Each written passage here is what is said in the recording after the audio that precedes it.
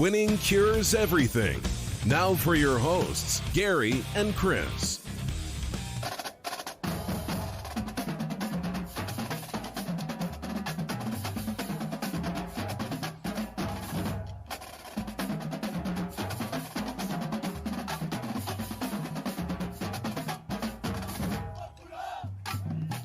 Welcome in. It's Friday, February the 12th. We are covered in ice, and my God, it's winning cures everything. I'm Gary. And I'm Chris. And let me tell you, man, it is it's cold outside, just a little bit. So it's so ridiculous. Are you having to go out in it much? A little bit, yeah, here and there. I had to go out and take the boy over to his grandmother's this morning, but yeah, it's still cold. I know you've been out in it way more than I have. Yeah, I mean, I actually worked the last 2 days, but you know, the roads were fine. Roads aren't bad, which is good. The everything else is frozen. I mean, I take my wife's car because she's the only one that gets to stay in the garage, and my truck is completely frozen. Oh yeah. And then also all the houses that I'm going into, you know, they don't have heat, they don't have, you know, anything yet, and measuring them, man, whew, certainly, it is brutal. Most certainly. So. You hear what's coming on Monday, right? Yeah, we're supposed to be a pretty weekend, cold, but pretty weekend. And Monday we're getting, you know, predicted 3 to 8 inches, 3 to 5 inches, something like that. Somewhere in there. I know Sunday night is supposed to start, and we're going to get like an inch or 3, something like that. Yeah. And then Monday during the day, it's 3 to 5, or no, 5 to 8 inches now. And then. Like all I keep thinking when people keep talking about the snow coming down are just little dick jokes. This is the brain inside of my head right now. Okay, I'm a 38-year-old man, and when anybody says something between 3 and 8, all I think of is dicks. Is that weird? No, it's not weird at all. I think it's a very rational thing for guys our age, right? I'm just a sophomore at heart. I never left the 10th grade, and that's just how I'm going to be for the rest of my life. I think there's a lot of guys our age that are just like that. I'm happy with it, by the way. I'm happy being that guy. I'm okay being just a dude that just thinks of, you know, farts are funny and penises are weird and funny, and yeah. So, I mean, simple stuff like that. Like, I'm excited that Beavis and Butthead is coming back pretty soon. You know? I'm anxious. Because I feel like it's not going to be Beavis and Butthead. It's going to be the new 2021 PC version of Beavis and Butthead, which I feel is going to be awful. These guys because they YouTube would have never grown up, and they would have never became PC. Absolutely. McKinnon jumps in. Happy Friday. Terry said, I worked all day in it yesterday. Taylor said, my girl is getting 3 to 5 inches this weekend. That's right. I like it. That's my guy right there. I like it. Neil Pennington, of course, jumps in and laughs. Matt said, give the ladies a plowing 2. McKinnon said, hell, gents, the high here in Kansas on Monday is 0 to 1 degrees. Nice. That is terrifying. Nice. But yeah, it's cold. It's hey, we're going to get a bunch of somebody, the guy in Kansas. Kansas got to be the worst place in the country to live, right? That's it. Well, I mean, he doesn't technically live there. So I would imagine he would think it's awful because he typically lives in Missouri, right? I want to know about people who actually live in Kansas. I don't know that we have anybody that actually lives. Because I kind of think that's got to be the one. Because like not being from Mississippi's got to be the worst place in the country to live. But you know, I don't think it's that bad. our Gulf shores are nice. And you know, when you get close to the beach, it's not too bad. And then up here close to Memphis ain't too bad. Everywhere in the middle, pretty much exactly what you would think of a Mississippi Delta, which is horrible. Yep. But Kansas, does it have like a mountain? I mean, I know it didn't have any beaches. Does it have a cool lake? No, I don't think so. I don't think there's anything in Kansas. I think it's got to be the worst state. Got to be the worst. Joseph said, so you don't know it's going 3, 4, or 5. Take the blue pill. You'll be okay. Kansas is so flat you can watch your dog run away for 3 days. That's what I'm talking about. Like, you can't even hide from folks. Like, we got mountains. Like, we don't have mountains. We have woods and like rivers and all kinds of stuff that we can kind of, you know, get away from and do some outdoorsy things. I don't really do those things, but like people can though. Like in Kansas, there's just a wide ass open field. Yeah.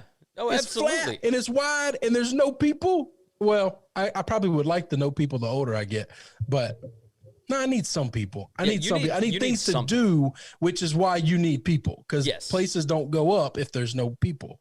Joseph Gomez said, "We don't grow up. Be careful. They tried to bring back Saved by the Bell. That was a flop." Oh, yeah, that's true. I think all the bring back stuff, This is that philosophy I have of I never want to meet my heroes. Like, I never want to meet Tom Brady. I never want to meet David Ortiz. I'm sure they're great people, but if they were mean to me or ugly to me or hurt me in any way emotionally, I'd just kill myself. I worship these people for 20 years of my life. Yeah. I find out that they hate me. No. I just don't want to meet them. Don't look behind that curtain. Interesting story before we get started with the actual sports talk. I used to not obsess. The reason that I started as a singer was Kevin, the singer for Candlebox, was, like, to me, the most incredible singer. He had this fantastic voice, et cetera, et cetera. So Candlebox, of course, 90s Seattle grunge band, they weren't, like, the best band out of all of them, but, you know, that was my favorite band growing up through, like, my teen years or preteen year, whatever you want to call it. And we got to play a show with him years and years later. And that guy was such a prick to the rest of his bandmates that it absolutely turned me off of them for the rest of the... I guess I've never really thought about this. But, yeah, I was just surprised. Like, you know, I had met him once before, and he was super nice back before I had gotten my band to a level where we could actually play with them. But we played a festival with him, and, man, he was on something else. Like, I'm just a full believer of, if someone told me, hey, like, we're at a bar and Tom Brady's over there and he knows you're a fan. Somebody told him you were here and you were a big fan. He was like, come over. I don't know that I would. I'd probably just send him a drink with a letter that said, thanks, man. I appreciate everything you gave me for 20 years. Yeah. Matt said, we saw him at the fair, didn't we? Yeah. I got to meet him at the fair. That was a Mid-South fair back when they actually did music and whatnot. Casey said, dude from Queensrÿche has a great voice. That is true. McKinnon, it is. I've been stationed here for a year. Granted, I was in Korea for 5 months. Eastern part of Kansas is the Flint Hills, so it's like a big rolling hill. The wind makes it the worst. I was in the field this week, and my M4 literally froze over from muzzle to stock. Good God. He said, between shots on the range, I had to wipe the ice off my optic to be able to see. That's insane. Now, how do your eyeballs work? We have, like, liquid in our eyeballs that would freeze if that's happening. Taylor said, obviously, I don't know anything about biology, okay? I am not the guy to ask how any of this shit works in our human body, but I got to think if plastic is freezing, this liquid in my eyes would freeze as well, right? You'd have to think so. Turn up to like the weird-ass Gorilla Glue girl. What was that movie? Christmas Vacation. Christmas Vacation, they're out picking out their Christmas tree, their family Christmas tree, and his wife's like, she can't speak right now, like her tongue or her eyes, she can't see it, Clark. Her eyes are frozen. It's like, well, yeah, that makes sense, right? Taylor said Lawrence, Kansas has one hill that they call Mount Ored to give you an idea of how flat it is there. It's insane. Like, I would not want to live in Kansas. I love Kansas basketball, Kansas football, but of course we have a soft spot in our hearts for Les Miles and whatnot. Yeah, but he's a transplant. Listen from there. I would imagine there's a lot of transplants. He'll be Kansas, gone in 5 minutes. So let's see, what else do we have? When I worked in Iowa, they were proud of their one hill, said Terry. Casey wants to know when we're going to get you guys' first mock draft. Man, it is early February.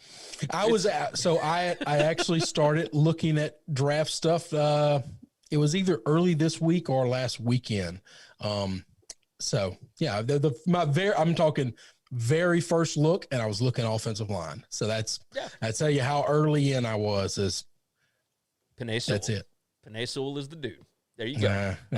Akbar jumped in. He said, "Let's get this." So let's go ahead and dive in. Taylor said Joe Mixon deleted his Twitter this morning. I'm worried. No, don't be worried. I wouldn't be worried. Don't be worried. I wouldn't be worried. I think he's under contract. I think he just signed an extension. I might be wrong. He's still on his rookie deal, maybe. But if you're fine. We're fine. There you go. Running back is the one position I'm never worried at all. I would be very upset if Nick Chubb said, I don't want to be a Brown anymore. but it wouldn't ruin my month. It would just ruin my day. Okay? Oh, yeah. Running back is the one position I do not care about. Let's see. McKinnon, I met Derek Jeter as a kid at a restaurant in Kansas City. He was a great dude. He and Jorge Posada were at Houston's, the restaurant. They gave me their autograph on a napkin. Now I have it framed. Let's see. Demian wants to know when we're doing the March Madness bracket. Well, that would be in March because March 14th is selection. We got Sunday. A whole month between where we are now and March. Yep, we have got a little while. Right? No, we don't. Yeah. No, we got my geography. My timeline is off. No. It's February 12th today. And March 14th, this election's up. We've got a month. Okay, so we do have a full month. Yeah. I thought maybe we'd have like a couple of weeks. Right. Casey wants to know who's going to draft Najee Harris. I think Dolphins or Chargers. Man, I have no idea. I don't know if he's going first round or not. We're early in off-season time. Yes. This is bullshit stuff. They hadn't even had pro days at Alabama yet. I think didn't Clemson just have their pro day? Trevor Lawrence had his today. But I don't know if it was, I think that's the first one of the year. So we have no information yet. We're not getting any combines. So we're just ease up on real football. This is bullshit stuff that nobody cares about. If you're in for poops and giggles, come on in. If you want legit hardcore football talk, you're probably not going to get it right now. Not at this moment, but we will get there. We'll get there. There's nothing to give you. I'll tell you what there is to give you. Let's go ahead and jump into it. Texans. The Texans released J.J. Watt. He asked for a release. They said, that works for us. Have at it. Go do your thing. Now, obviously, there are all sorts of articles about where he could land, et cetera, et cetera. Oh, he could go to Green Bay, and he could go to the Steelers with his brothers, and he could da-da-da-da-da. He has underperformed his current contract, I would say. Yeah. Go ahead and sign him up. This is the deal, right? Somebody is going to get him on the cheap because I don't believe anybody is going to overpay for an aging defensive tackle with injury issues, right? I just don't buy that. And the people that want to jump in on Twitter, I'm telling you, it has amazed me that some of these guys, Pro Football Talk is one of the worst ones. J.J. Watt requests a trade, and they immediately comply, and Deshaun Watson asks for one, and you get crickets, is what because J.J. Watt didn't request a trade. J.J. Watt got outright released. Yes, he got released. They would not release Watson. That's the most valuable asset on the planet. But it should Why would you release that guy? It should tell you everything that you need to know about this. The fact that J.J. Watt was released, they didn't even try to trade him because there wasn't a market. No, he's not worth anything. He's not great. If he goes anywhere, it'll be for a song. He won't get close to, I bet he won't get close to the $17.5 million he was owed this year. Yeah. Yeah. I mean, I would venture to say he won't get close to that number. No, in the open market now. He'll get to pick where he wants to play, but it'll be for substantially less than the 17.5 mil. That's it. Casey brings up an interesting idea here, and it's one that I thought about earlier because I don't know that they're going to bring Shaq Barrett back. I don't know that they can afford to. But he thinks that they're going to bring J.J. Watt down to the Buccaneers. I'd be careful with just throwing out things that sound good, just for the simple fact of he's going to go where he wants to go because he probably doesn't really care about the money right now. And you got to think some of these teams that are really compete. Like if I was in a rebuild right now, so I'm going to tell you a team, like I don't think the Steelers are going to be good this year. I think there are people in that Steelers organization don't think that they're going to be great next year. Okay. Agreed. So let him sign in, let him play with his brother and let him do that. And now you're bringing him in to sell tickets and to sell some more jerseys and that kind of stuff. But you're not bringing him in to be a contender. You're just not, because he's not a game changer. I'm going to tell you, they can draft a guy that'll be a rookie that'll come in that'll probably be better than JJ. Okay, he won't work as hard as JJ. They won't have the experience that JJ has. JJ brings a lot to a locker room and that kind of mindset. But what he can do on the field, I'm telling you, in football, your availability is far more important than your ability. And when that guy can only play 30% of the defensive snaps, he ain't that valuable to your franchise. It is true. It is 100% true. And if you think you can replace Barrett with him, that's not just a huge hole that you created. That's a chasm baby. Yes. Because JJ's not playing all those snaps because Barrett didn't miss snaps. Not only that, he's not as quick as Barrett. He's just not as good. Well, no, as, he's not as anything. Barrett. He's nowhere but near. just being on the field, you now have to take two people. If you replace half of him with JJ Watt, you still need another guy to take all the other snaps because JJ's not playing every down. No, he's just not. He's just not. He can't do it. Casey said that defensive tackle on Bama was a game wrecker. He's talking about Christian Barmore. McKinnon, as far as the eyes working in the cold, if I wasn't wearing glasses, I couldn't see because the wind just makes it unbearable. Damien, I don't know who's getting who in the NFL draft and really don't care at all. I know Pace better not screw it up for the Bears. Well, that's going to happen. He's going to screw it up. There you go. Let's see. Justin Miller said, are we talking favorite meetings? My close personal was Marshawn Lynch. He said, met him in San Francisco at my bar. He was still with Buffalo, got drunk with him on Patron. He trashed Chan Gailey and told me, Justin, my friends call me Sean. So I can get down with that. Urban Meyer eyed Trevor Lawrence up and down like he was Pamela Anderson and Carmen Electra in the 90s during that workout today. That's Joseph Gomez. Let's see. Andrew Shirey, correct me if I'm wrong, but I think they released him to let him choose his destination because of what he's done for the franchise and the city. Even still, regardless. That's been part of it, but that's irrelevant. They released him because he had no value to them. It just wasn't worth trying to get a late round pick for him or whatever, so you can win. The win in that is not good because you're not getting anything for him. They released him because it looks better for them. It looks better for him because if he ends up getting traded for like a 6th round pick, that's going to look awful for him. Well, here's the thing. I don't think they could get a 6th round pick because nobody wants to pay that contract. But if they release him now, the new team can pay him whatever they want. And if you trade for him, his contract comes with him, which means this year that 17.5 is there. Oh, yeah. Oh, and nobody wants to do that. Let's see. Justin wants to know, Justin Miller said, Chris, has Gary called Brady the GOAT yet? Yeah, I think I did that the other day, didn't I? Yeah. Look, I can I just ask for a moratorium? Are we done with the GOAT? Like, I hate that word. Listen, like if you want to say that somebody is great, say they're great, damn it. All right. But if you're so fucking lazy, you have to come up with an acronym for the greatest of all time because it seems like too much work, then just don't say it at all. Don't address this individual at all because I'm so sick of it. I'm tired of it. It was cool when it first happened. And now we're 10 years from it. And it's the most overplayed, overused word in the world. I don't mean to be that guy. I know you're not. I mean, this is hold on, no. I just want to bring up that one of your favorite shirts it's a T-shirt. Has a goat with the number 12. No, that's right. But that's just a T-shirt, Gary. It is. No, it's agree. A T-shirt. That's not a talking head who's a writer, all right? All of these people, we write, okay? Be creative. Use words. The English language is an amazing thing. It's a beautiful language. We have words that we can use to describe people. You don't have to come up with some bullshit. It was cute and cool when it first came out. When I got the shirt, when you want to make a picture or an image, that's fine because it's imagery and that's a little different. But just when you're on TV or when you're on the radio, when you're on a podcast all day long, and y'all just say, go, go, go, go, go. Like, Jesus Christ, use another adjective to describe somebody. Do you not know how a thesaurus works? Let's get a little better. Or if you really think they're great, let's say they're great. Have we ever actually said GOAT on this show? I don't think we have. I'm sure. There's no question I have. There's no question I have. But just after this Super Bowl, I think it's the all right. So I said specifically. I heard a comedian. Hang on. I'm going to take this somewhere. Okay. I'm actually going to take this somewhere.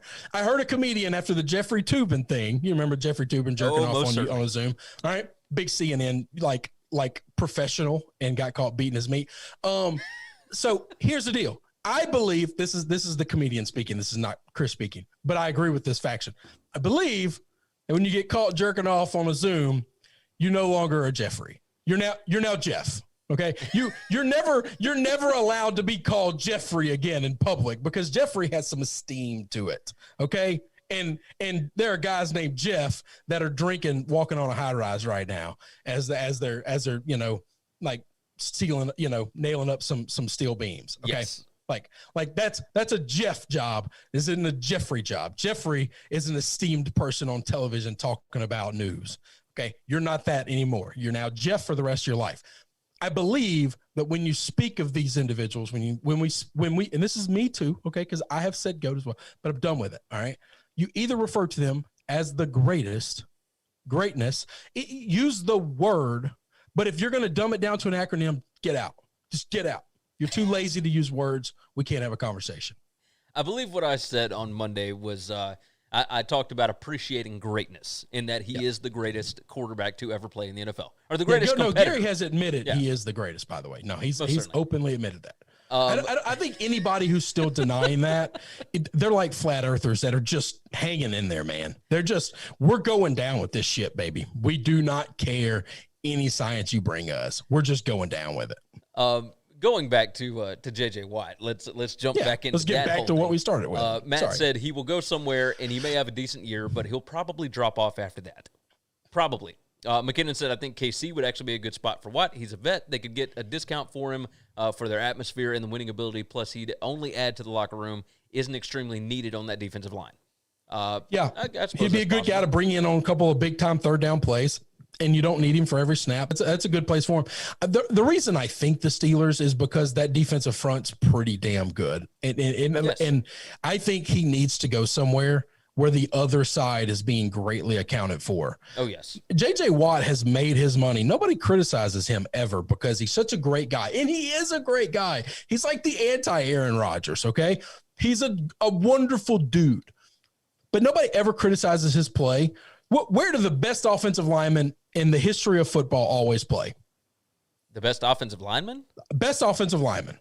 I don't know where you're. I guess left Green tackle. Bay. Left tackle. Oh, I didn't know what. Left tackle was where the best offensive linemen in the history of football go to left tackle, right? Yeah. True. If you're the best guy on the offensive line, you're gonna get moved to left tackle. All right. If you were the best guard on your team and then you got moved up to another team and their line sucked, you get moved over to the left tackle. Okay, that's just the way. That's just the way the game is played. All right, he has never once gone up against the left tackle. Not once. He lived his entire life on the right side of the football.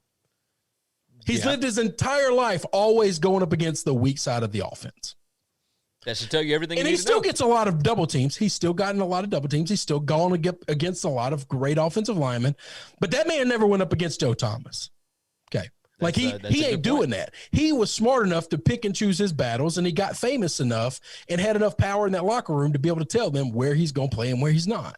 And they put Clowney, the rookie, against all the best, and he got to go up against the second best his entire life. And that meant he got to build stats, juice numbers like nobody's business. Yeah. No, absolutely. Speaking of offensive lineman, Casey said, Gary, do you think Leatherwood is worth taking at 31 for the Chiefs? That's Alex Leatherwood from Alabama. I don't believe he'll be there at 31, but if he's there. Yeah, if any of the great offensive linemen, you're going to move up. Chiefs better be trading up, which they could and should probably do. Brown Yeti's in. He said, "Sup, fellas. It's nice to see the Yeti in. J.J. Watt to the Bills or Pitt makes most sense." This is Joseph Gomez, by the way, since he won't have to do much. And, yes, he has no trade value because they tried and called around. Matt said the GOAT was risking his life out there. And then Justin said Chris is the GOAT of hating the phrase GOAT. I'm sure Brady loves being called the GOAT by Casey. Let's see. McKinnon talking about Fields over Lawrence because of Meyer. McKinnon, there's no relationship between Urban Meyer and Justin Fields. There's zero. Zero. Let's see. Brown Yeti said, I thought the abbreviation was the greatest. Let's see. Chris's shirt with the GOAT says eat more chicken. I don't know why they came up with GOAT. Damian Hernandez, well, I see somebody didn't have their coffee this morning. Damn. The stuff that you decide to get passionate about. We had no premise to talk about Tom Brady or any of this today. That wasn't in the show at all. It's just, it just pops up in the comments. It was asked, and it was something that had been brewing in my head for the last couple of days as I've listened to a million Super Bowl recaps, and I'm just now numb to it. And I feel like, you know what? Saying GOAT isn't enough. No. Show some damn respect. Put some damn respect on that, okay? One Sir Thomas Brady. There you go. Why doesn't Washington pick up what? They love overpaying defensive linemen. That's from OB Matt.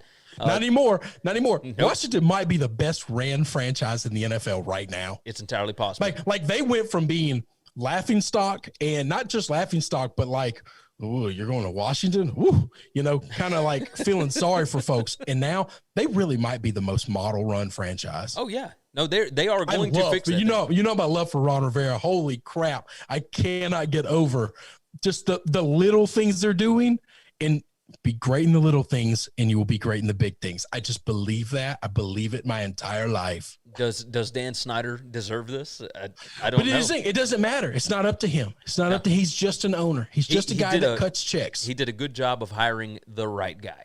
He fired the people that were in the way. Okay. And then he hired right people. And now those people are driving this train. Yeah. And I kind of love every bit of it. I really do. Justin Miller said J.J. Watt will be Sex Panther 60% of the time. He'll play 100% of the time. Yeah, there you go. That's a hell of an analogy right there. Very astute synopsis. Yeti said, I think he's going to the Browns. Hot take, I know, but it's just a hunch. Andrew said, I wouldn't hate it, but we could use a good third down helper off. He would have Myles Garrett to take all the pressure off the side on the other end. Yeah, you got that right. Andrew said he probably won't be commanding those double teams anymore, which should help him. Certainly if he goes to the Browns, yeah. JJ to Chicago, please, from Damien. JJ to the Rams would be a nice fit because he wouldn't get too many double teams playing with Aaron Donald. So one thing we're all talking is he played his entire college career in Wisconsin, and everybody's throwing out all these cold weather cities, but he's lived in Houston for a while.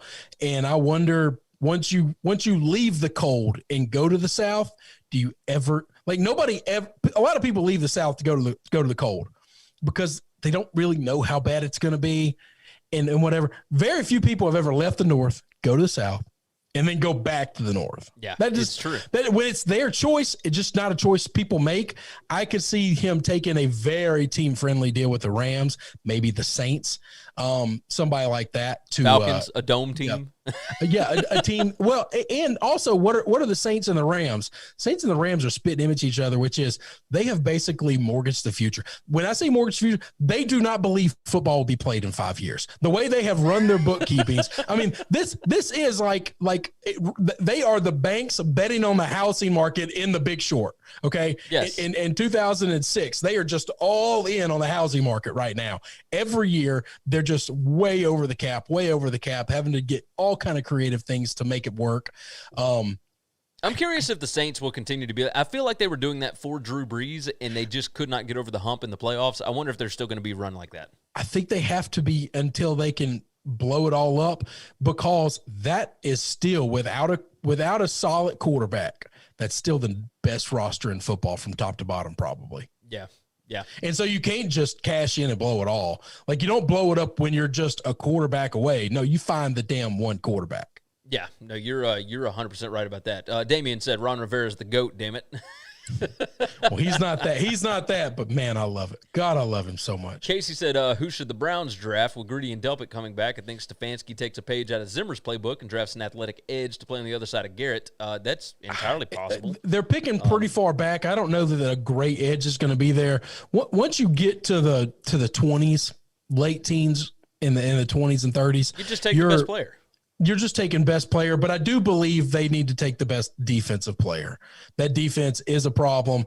There's a lot of people that think Greedy was just a flat out bust. Now, obviously, he's been hurt for a long time. Yeah. But I've talked to a couple of Browns people that are not Browns fans. They're Browns people that are used to be in the media, but they're still very connected to a lot of Browns sports media. And they think in the locker rooms or in the front offices, at least, that some Browns guys have just said, we made a mistake, we're moving on from Greedy. I'd like to at least see him try. Yeah, no, and they'll get a chance to, because he's a rookie contract deal.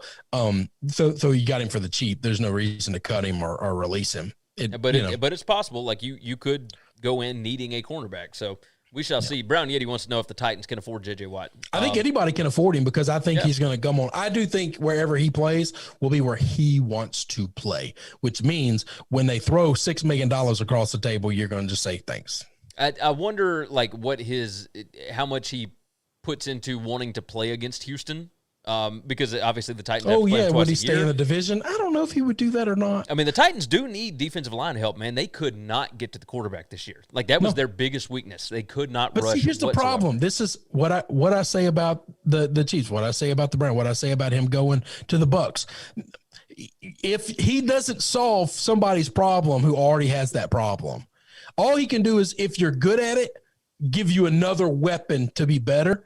But if that's an issue for you, he doesn't fix that issue because he's only going to play about 40% of the defensive snaps overall anyway. Yeah. No, you're right. You're right. So if you're a team like the Titans, you need to find another solution for him, for the pass rush. He doesn't fix your pass rush. No, agreed. I just wonder, that's why the Rams is the best fit overall in my mind, because they don't need more pass rush. They're already great at that. Yeah. But if they got him, he's just another, another body. Rotating another arrow in the quiver to just throw at the defense. You are right about that. Damien wants to know if Ron Rivera could go from a great DC to a better head coach, how come Vic Fangio can't do the same? What do y'all see the difference between the two? I don't know. Leadership is different from everybody. Yeah. Just because you are good at – I talk about this multiple times here on this show because it's good in business. If you run a business, it's really important for you to realize this philosophy. But it's you see it in football all the time. People get promoted to a point of failure. Yep. Just because you're good at this level doesn't mean if I give you a bigger job, you'll be good at that job, because head coach comes with it so many more things than just scheming for your side of the football. Yeah. Okay.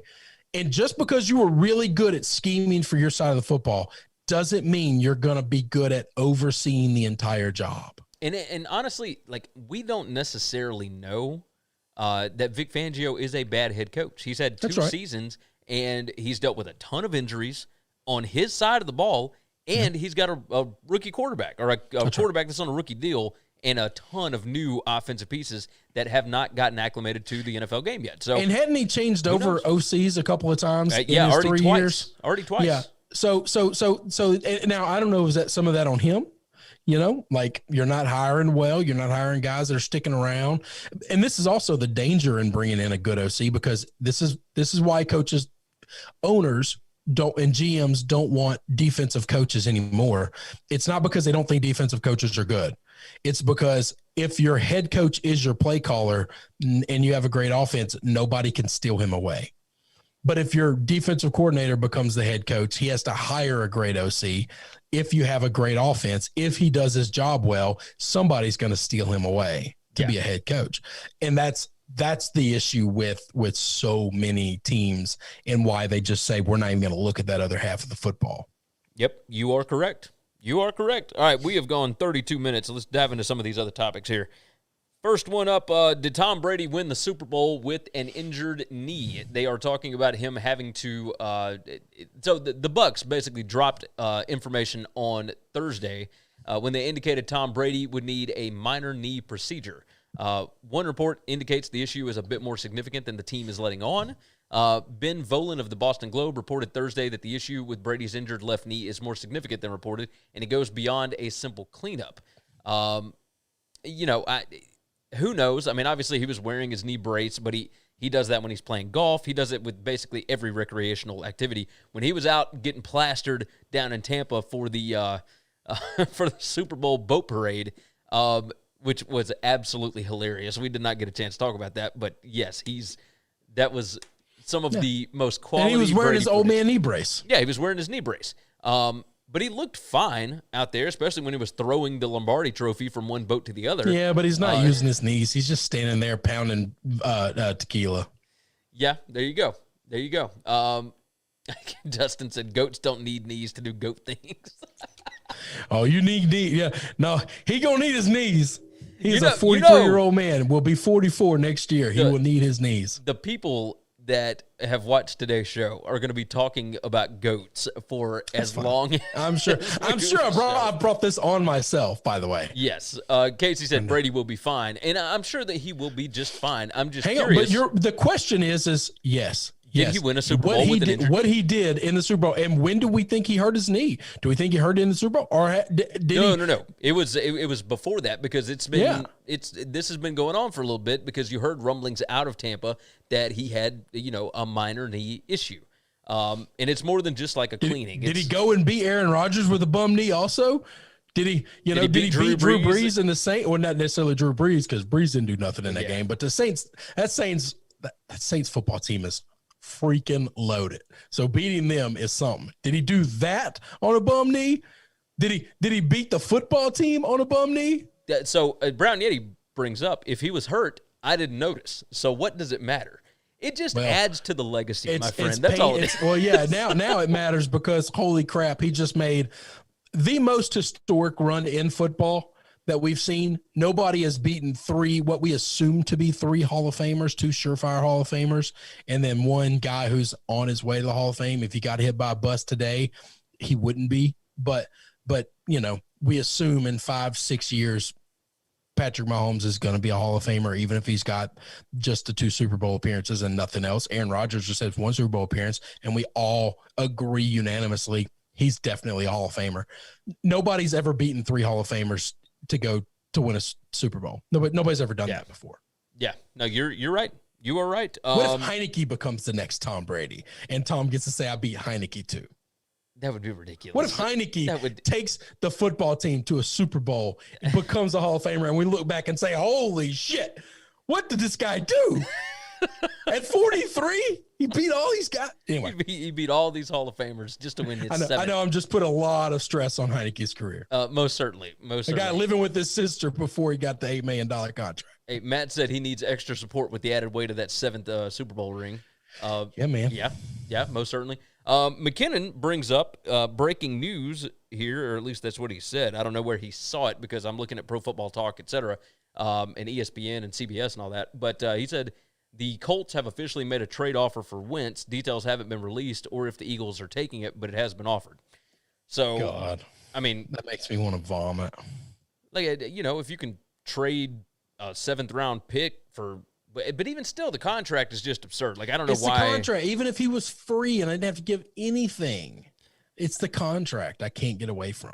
None of this makes sense to me. It doesn't make any sense. I don't get it. I don't understand it. I'm looking up on Twitter to try and see if they've talked about it. Oh, there's a lot of stuff in here. Oh, Eagles. No. No, I don't see anything. McKinnon, I don't know where you got that from. I just tried to look at it, and the only update I got was NASCAR odds and predictions for Daytona. That's the only news alert I've got. I don't see a single thing from a reputable news source. And so maybe let's move I'm on. Crazy. Let's move on. Let's talk a little UFC right quick. Dana White says that Conor McGregor is obsessed with the Dustin Poirier rematch, and this makes perfect sense to me. Absolute perfect sense. He just got his ass handed to him on, a pay-per-view broadcast that everybody's been waiting for him to come back, etc. Of course, he's going to want to come back and avenge the loss. He already beat the guy one time but it was 2014. Now he wants to come out and get the get the rematch and, take care of this, knock out the trilogy. And honestly, this is perfect for business because the only other time that McGregor has come back and done a rematch from a loss, he made bank off that Nate Diaz second fight. Absolute bank. So this makes perfect sense. There's a lot of other stuff going on in the UFC right now. Like, they announced John Jones is going to fight the winner of Stipe against Francis Ngannou. And so that's for the heavyweight belt. That's going to be a massive thing because John Jones has to move up for that. So Bones Jones, of course, the other biggest draw in MMA right now in the UFC. And then what else was there? Stipe should be getting more pub, but he's just he's a weird guy. He's a different kind of guy, but that guy's a killer, man. Oh, he absolutely is. That guy's an absolutely assassin. He's just a killer. The Khamzat Leon Edwards fight is off on March 13th. That was going to be a really fun one, but both of those guys have had COVID in the last 2 months, and Khamzat is dealing with it worse than Leon did. So that's going to be an issue. Leon Edwards would be a good fight for Nate Diaz, but yeah, the McGregor thing. Back to the initial topic. I don't know that there's any other fight that I would want to see right now from McGregor. Like, obviously, I'd watch whatever McGregor does, but I would love to see him go against Dustin Poirier again. Like, Nate Diaz had an interview with Ariel Helwani on ESPN and talked about the fact that Conor missed a ton of opportunities because he was winning the fight.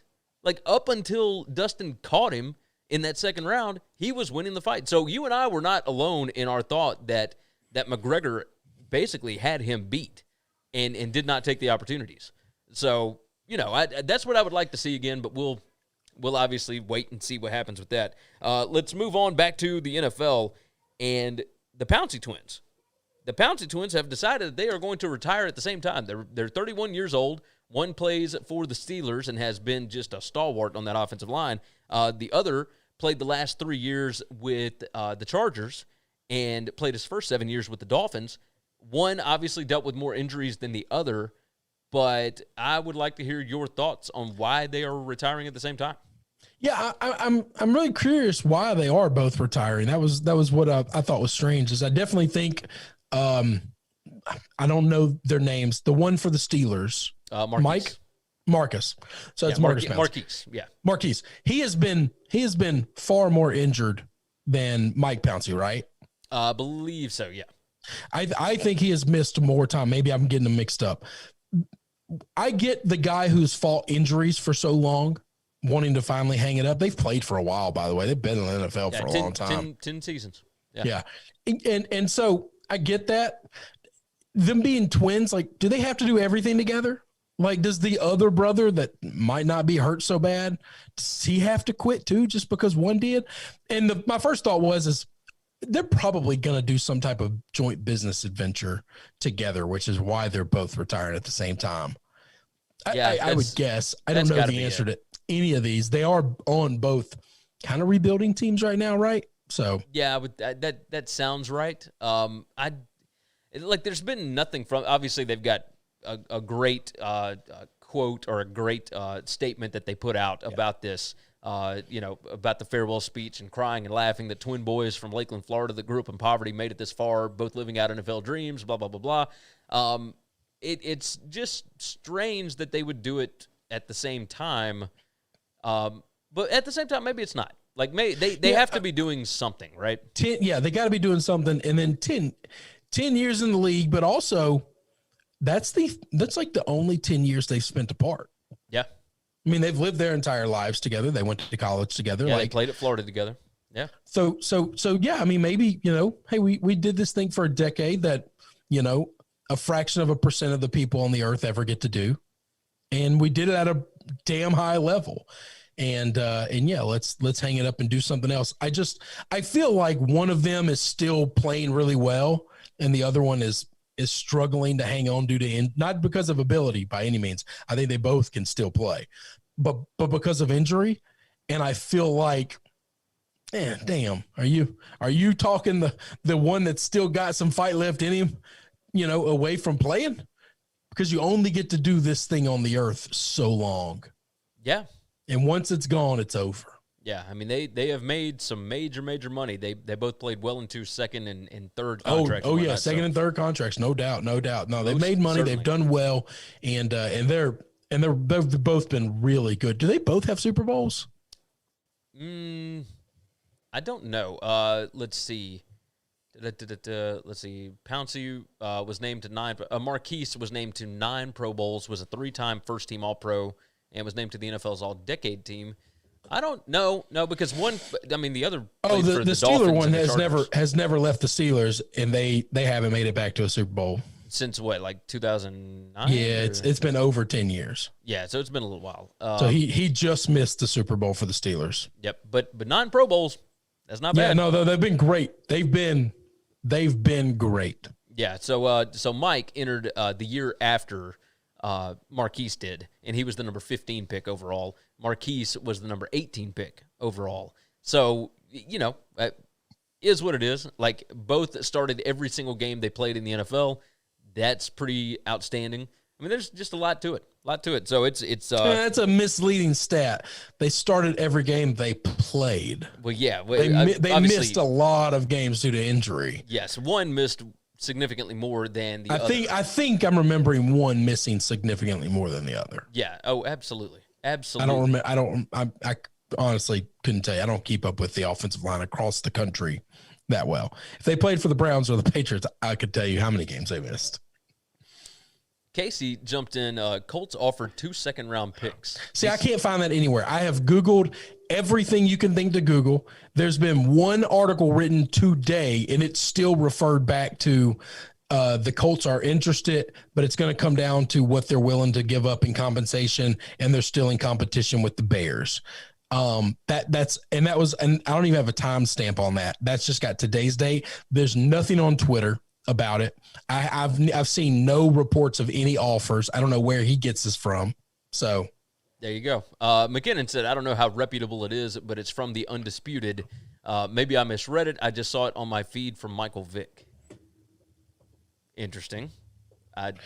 McKinnon, I want to know your source for the 2 second rounders.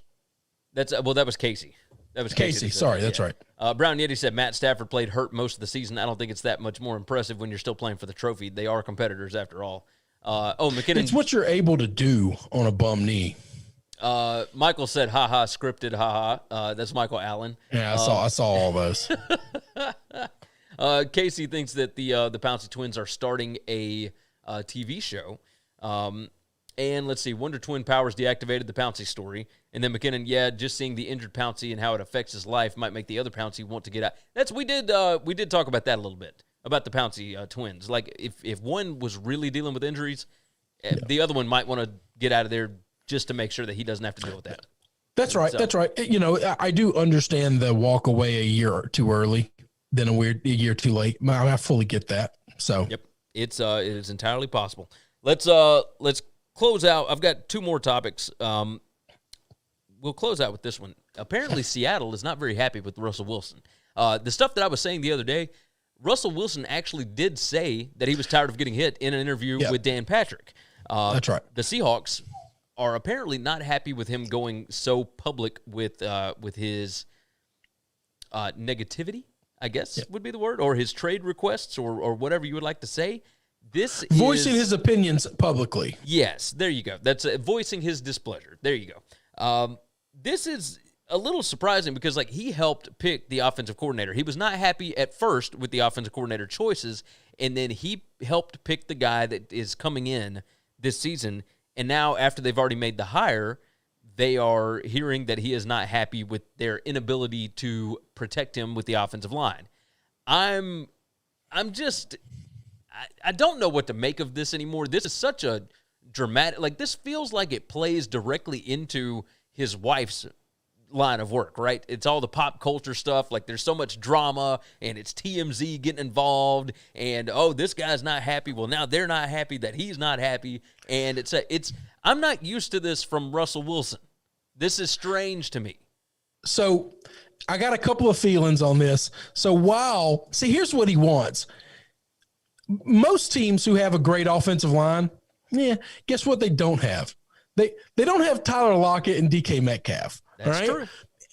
And you want great weapons. So there's a lot of guys that have been playing behind mediocre lines and no offensive players for a long time. Like I guarantee you Tom Brady would have rather played in Seattle than in New England the last 2 years.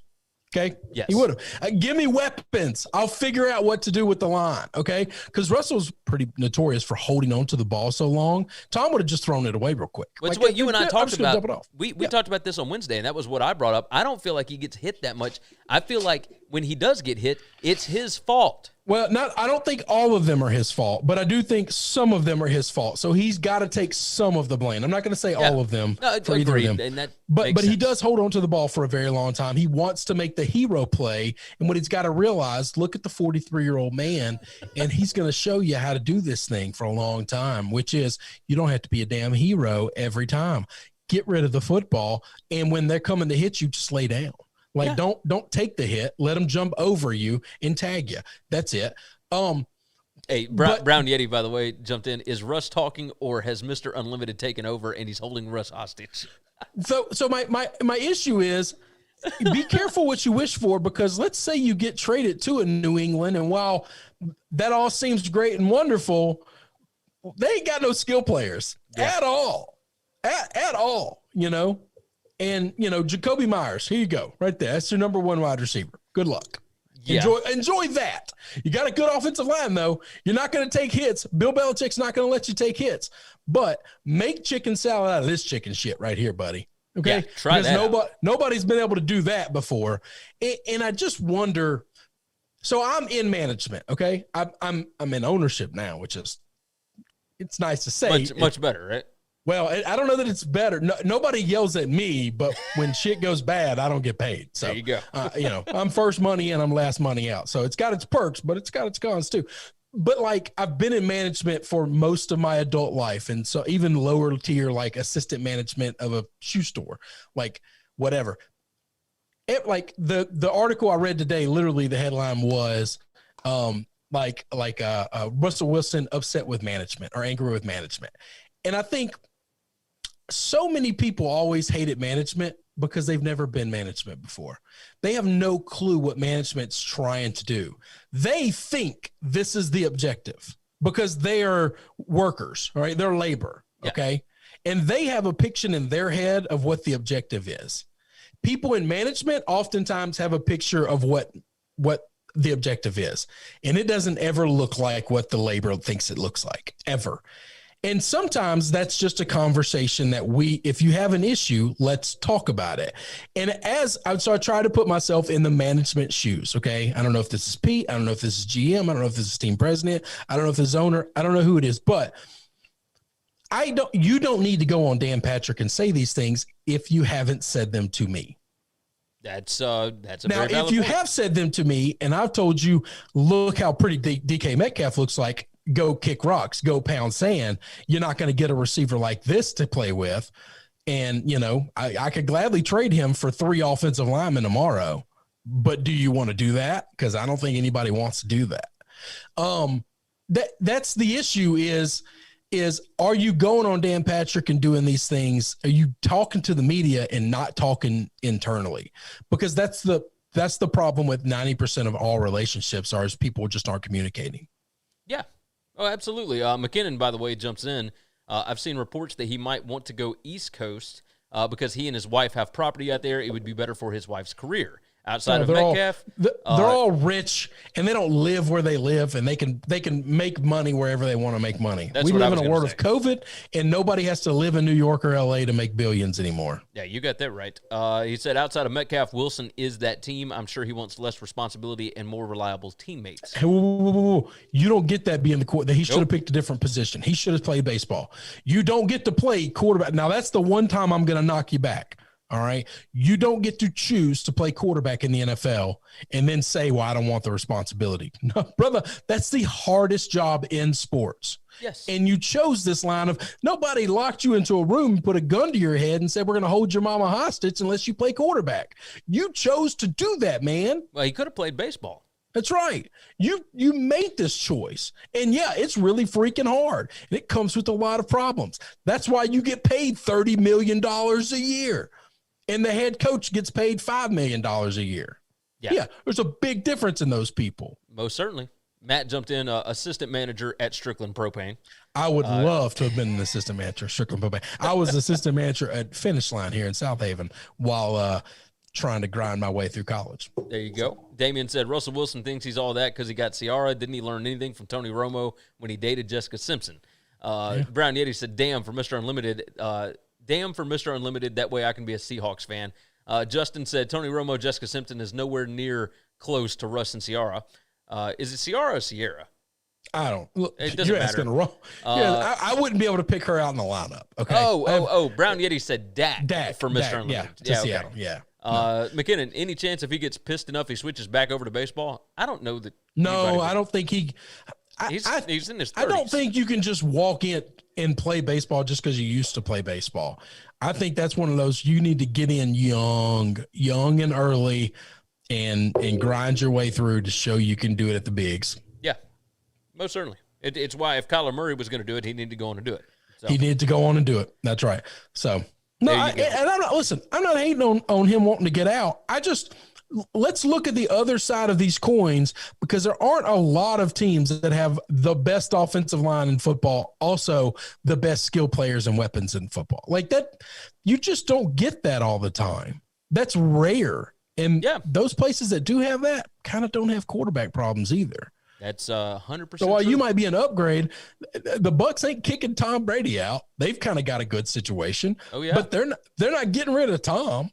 You know. Well, I mean, they drafted well. I'll say that. I mean, the Bucs, Tristan Wirfs was a gigantic hole filler. What I sent you yesterday or the other day when I was starting to get ready for my NFL stuff, and I always start by looking at last year's. And I look backwards, and man, I feel like I know the reason I started with offensive line is because I'm a fat guy, and I know how to evaluate fat guys. Brother, I have hit offensive linemen about a batting 1,000 in the last 5-6 years. Oh yeah, and as you were all over Jedrick Wills for the Browns, you were all over. But I want it worse. I want it sure. worse. He's who I would have taken number 1 in the offensive line. Oh yeah. Didn't miss a snap this year at all. Only allowed 1 sack the whole year, and that's going up against the Saints twice. That's going up against some pretty damn good defenses. The tackle from Georgia didn't do all that well for the Giants, but that obviously makes sense, right? I mean, that was rough. That was rough on him. So, but that's fine. Yep. So let's see. We'll close out with this. Casey said would like to see Russ go to the football team. He also said if he gets traded, I think he goes to the Dolphins or Jets. I don't think he's going to be traded. I don't buy that. I just don't know what these like. It's the same thing with Watson. Stop putting yourself in the other team's shoes. Put yourself in Houston Texans shoes. Put yourself in Seattle shoes. Right now, you have Russell Wilson.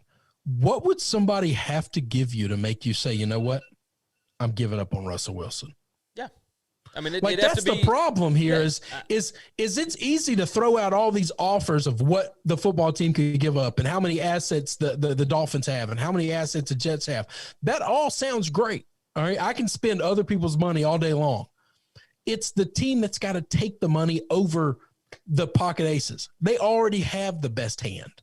Yes. You're asking me to give that up? I don't want to do that. It's the Texans. When you have a quarterback like that, you don't just give them away. Yeah. Like the Lions did because they've had Stafford forever. But they're not. They're also not. But they're like not the close. Seahawks and the Texans are a little different conversation as well. Stafford was there for 100 years, and that team's going nowhere. They're in a complete rebuild, and you don't rebuild with a 33-year-old quarterback who's played through injuries. Yeah. Okay, Watson and Stafford ain't close. They ain't close. This guy's in the prime of his football playing career. So you'd have to give. I think he's the number 1 asset in all of football right now. Even at his steep price for against the salary cap, he's probably the second best quarterback next to Patrick Mahomes, in my opinion, in the game, and maybe the best if he ever gets in a good situation. But that sounds great. If I'm the Texans? What do you have to offer me to say I'm willing to get rid of the second best at the hardest position in the world to change? Oh, it'd have to be something. I don't know what that number's got to be, and obviously nobody's called it and blown their hair back. No, and I don't think they will. I don't think they will. I mean, they might, but it's going to be when they do, we're all going to look back and say, "Oh my damn! Mm-hmm. Did you see that offer?" And then we're going to have to wonder, is it worth it? Like 5 first, but even then, it's assets based on potential as opposed to what you're actually going to get. The sure thing, the bird in the hand. Yep, and I would much rather take the bird in the hand. Yeah, well, now there is a world where if you're a complete rebuild, I like the idea of rebuild. If I put my GM hat on, like I think I now get to build this team in my image, and I don't have to worry about the guys that came before me and how they built things. And if I got enough picks, would I probably do it eventually? Sure. And I might lose my job. I might be really bad at the rebuild. I might miss on a couple of picks and whatever. And that's just how the cookie crumbles, and it's just part of it. But you'd have to have a fat contract that guarantees that you are going to be there. Yeah, I need protection for myself, but also I would need a lot of assets in return. I mean, we realistically are talking 4 first-round picks. Yeah. I mean, the Texans gave up 2 first-round picks for an offensive lineman that was on his rookie deal. Yeah. I mean, what are we talking about? McKinnon said supposedly Watson sitting out the season unless he's traded. The smart move would be to play so you don't lose all that money. We have not seen a quarterback sit out a season yet, and I don't think we're going to. I was going to say, all this is just talk right now. When the average length of a career is 3-point-something years, it's really hard to say I'm just going to give one of these up, especially in his prime. When you've seen somebody like Le'Veon Bell, who was in his prime, sat out a year and has not been the same since. Nope, so. and never going to make that money back. Yep, you got it. All right, let's close out with this. First FCS game of the season is this Saturday. It is tomorrow. It's Tarleton State hosting McNeese State. That is Louisiana, headed over to Texas. And let me go on and explain this. The line is out right now, and McNeese State is a 2.5-point favorite. And honestly, like, there's a bunch of different ways that you can look at this. What makes it so difficult is Tarleton State was a Division II school, and they are moving up to FCS. So that would basically be like App State, Georgia Southern, Coastal, whatever, moving from FCS up to FBS. And sometimes it takes a little bit of time to get acclimated. Yeah, but hang on now. Like, in those scenarios, like App State was a powerhouse down there. Tarleton State is a powerhouse at the Division II. At Division II, yes. And that's what I was saying is, so a lot of people believe that McNeese State is going to be able to win this game just based on the fact that they've been in FCS and they've obviously got a higher caliber of player. And I don't know that I buy that. Favored to win this game? No, McNeese State is favored by 2. But if you look at all the different metrics and whatnot, Tarleton should be favored. But I thought Tarleton was favored by 2. No, Tarleton State is an underdog by 2.5 points at home. That is what is insane to me, because when we talked about it on the SBR show, which, by the way, go to sbrpicks.com/NCAAF and go over to the YouTube page because we talk about it on our offseason Week 4 show over there. We also had Josh Pate from 247 on. So go ahead and check that out. We talked about the matchup and whatnot a little bit, but that's what's so crazy is that the metrics have Tarleton State predicted to win this by close to a touchdown.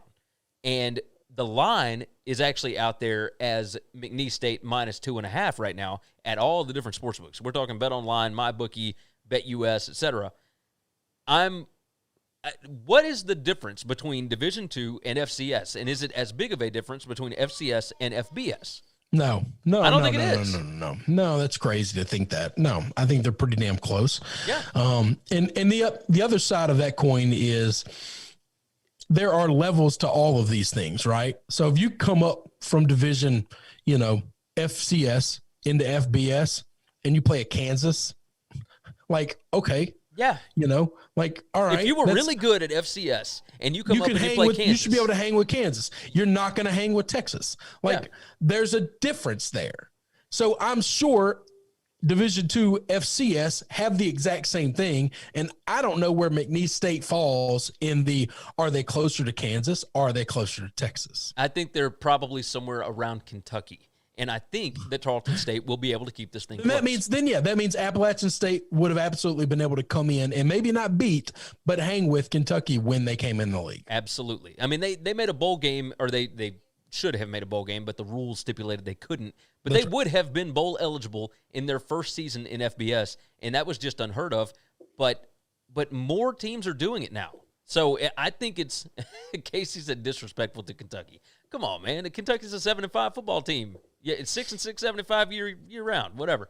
McKinnon said, I'm out, boys. Have a wonderful weekend, et cetera, et cetera. Justin, love you guys. Keep being the GOATs of sports podcasts. Have a great weekend. Yeah, I think. Listen, I don't think GOAT's acceptable for us, but I appreciate this anonymous. And like, I'll take it. I'll take that because I'm not the greatest at anything. I might be the greatest at cooking hot dogs. That might be about it. Well, now, okay, all right. I'll put my homemade pizza and I'll put my ribs 100% against almost anybody in the world. I'm not saying I'm the best. It's a very subjective thing. And my bacon, I'll put my homemade, home-cured, house-cured bacon your bacon against anybody in the world. Your bacon and your pizza are the two best versions of those two things that I have ever tasted in my life.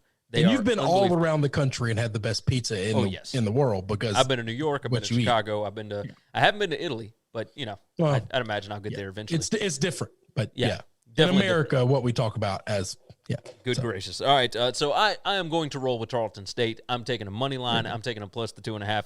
I bought it up to 3, but even still. I'm going to root for Baby Orgeron, and I'm going to hope that Ed O gets a little sideline interview just so I can hear him talk a little bit. Oh, I'm sure he will. It'll be on ESPN Plus. I don't think we're going to see a lot of. He'll certainly be there. I mean, it's right down the street. Right down the street. Matt jumps in to close us out. He said the GOAT of D's nuts. That's right. That's right. That's the perfect way to end this week. We are going to be dealing with snow and all kind of other stuff next week, so we'll see how the week goes. Yeah. But we'll still be here on Monday doing the damn thing. You guys do us a favor, share the show out, tell your friends. If you're watching on YouTube, go ahead and hit that like button and make sure that you are subscribed. If you missed some of the show or all of the show or whatever, make sure that you are subscribed to the podcast. We do it 3 times a week. Go ahead and knock that out. Let's see, Brown Yeti. Hey, let's mention OU softball against UTEP. 5 innings, 29 runs, 28 hits, 13 home runs, 0 errors. A complete stomping. Holy shit. What? That's ridiculous. That's not even worth talking about. I can't even explain. Is softball is played so. Like, this is not a sexist thing. It's because I've watched. I say I've watched because I grew up in the church league world. I've watched competitive fast pitch men's softball. It ain't no different. I can't watch softball. It's not baseball. It's a different sport. They swing the bat different. They throw the ball different. It's so different. It just drives. It's weird. It'd be the equivalency of saying cricket is baseball to me. Like, okay, I don't know how that sport's played either, but I know this: the way I swing a baseball bat or swung a baseball bat back when my youth, it ain't the same, and I couldn't hit that ball. Yeah. Terry jumps in. I can't wait for Zoe's softball team to start playing. I love coaching it. I enjoy watching women's softball every now and then. You know, they'll have it on ESPN. I'll pop in and watch one here and there. So I got a parenting question. So it's pretty understood here. I'm open about not being the greatest dad in the world, right? How bad of a dad move is this? I am like suppressing my kids playing sports because I don't want it to jack up my weekends. Because kids sports will 100%. Every friend I have that have kids my age, they spend all Saturday at a basketball tournament, at a soccer tournament, at some bullshit thing that they when my daughter played soccer, I had to miss multiple football games over and over and over again. It was every Saturday in the fall, and I was like, why are we doing this in the fall? Like, why could we not I refuse. I have put my foot down. We are not doing it as of right now, and I am the bad guy. But like 1 to 20, like terrible dad, or like, I understand, but you probably should be better. I understand you should probably be a little bit better. But you've got a fantastic wife, and y'all could swap them things up and whatnot if it's an important game that you have to watch. Like, some of these I watched, or I missed Alabama playing like Western Kentucky. I mean, whatever. Well, you know me, I don't care about the little. Usually, when a big boy's playing a little guy, I usually don't watch at all. I'll check the highlights if there are highlights. Michael said kids sports will take over your life for sure. Nothing wrong with that, Chris. And Terry said it's all during the week in the city or just one game Saturday morning for softball. It's usually just one Saturday game in Olive Branch. Matt said he's coaching soccer this year. I have to make sure I get good and hammered in the parking lot beforehand. That's ridiculous. Ridiculous. And then Michael Fritch closing us out. What's up, fellas? Happy Friday. Do we have any weekend plans? We are prepping for the White Death. We're getting a lot of snow here, and we had a lot of ice the last 2 days in the world in which we live. So we are going to, I've cooked a lot of meat. I cooked a brisket the other day, so I've got a bunch like divided up. I've got some of my bacon working, ready to go. I got some ribs. I'm gonna throw on the grill probably this weekend before the White Death comes and gets us. You got it. If I can get over there, I will be stealing some of that bacon, but we shall see. We shall see. All right, let's close this thing up. Go to sbrpicks.com/NCAAF. That's where you can find all of our college football gambling content year-round over there. Obviously, next week we're going to be talking a little bit about NCAA national championship odds for 2021. We'll be talking FCS playoffs, FCS season beginning and whatnot. That's the first full weekend next week. So go over there. Make sure that you go to their YouTube page, SBR Picks. You can go search for it on YouTube, and make sure you subscribe there, like the videos, all that good stuff. We have a good one from last week, interview with Josh Pate from 247 Sports, along with some other talk and whatnot. But we got a lot of topics to discuss this coming week as well. Also, if you have not subscribed here, of course, the podcast, you can get it 3 times a week. Same with the video and whatnot. That will be changing eventually. I don't know when. Maybe it won't. I don't know. Who knows? We'll figure it all out as we go. But make sure you just subscribe everywhere you need to be subscribed. Follow us on all of our social media platforms. We're on Twitter. We are on Facebook. We're everywhere else. So go and check that bad boy out. If there is nothing else, this has been a lot of fun. And I think it's a good way to send us into the weekend. So take care of yourself. Take care of each other. And hopefully, you guys can cash some tickets this weekend. Thanks for checking out Winning Cures Everything. If you want to keep up with us, hit subscribe on YouTube or your favorite podcast app. Visit the website at winningcureseverything.com, or you can like us on Facebook or follow us at Winning Cures, at Gary WCE, or at Chris B. Giannini on Twitter. Share out the show, leave a nice review,